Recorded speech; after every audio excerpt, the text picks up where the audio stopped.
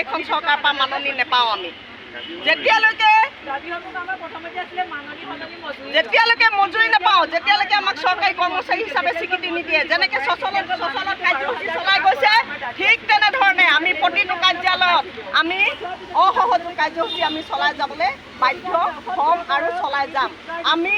যুঁজিম আমি জয়ী হ'ম আমি হ'বই লাগিব এই প্ৰতিজ্ঞাবদ্ধত আমি কাৰ্যসূচী চলাই যাম আপোনালোকে হতাশ নহ'ব আমি আছোঁ আমি সদায় আপোনালোকৰ লগত আমি সহযোগ কৰিম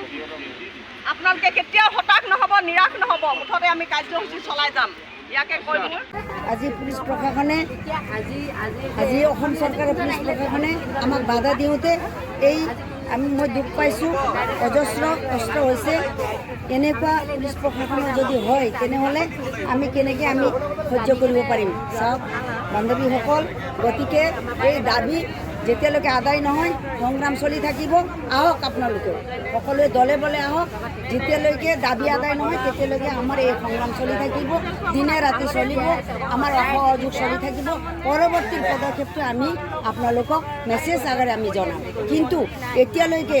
আজি সঞ্চালক মহোদয় উপস্থিত হৈছিল উপস্থিত হৈ তেখেতে জনাইছে যে 13 বা 14 তাৰিখে মন্ত্ৰী মহোদয়ৰ লগত আলোচনা বহাব গতিকে আমি আশাবাদী আমি ৰৈ আছোঁ সন্মানীয় মুখ্যমন্ত্ৰী মহোদয়ক আমি ধন্যবাদ জনাব লাগিব যদি আমাক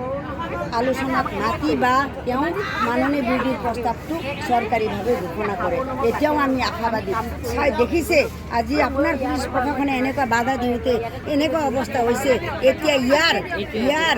ট্ৰিটমেণ্ট কোনে কৰিব ইয়াৰ দুখী নিশ্চয় আপোনালোকে হ'ব লাগিব গতিকে সমূহ বান্ধৱীসকলক হাৰ নামানিব আমি হাৰ মানি যোৱা নাই দাবী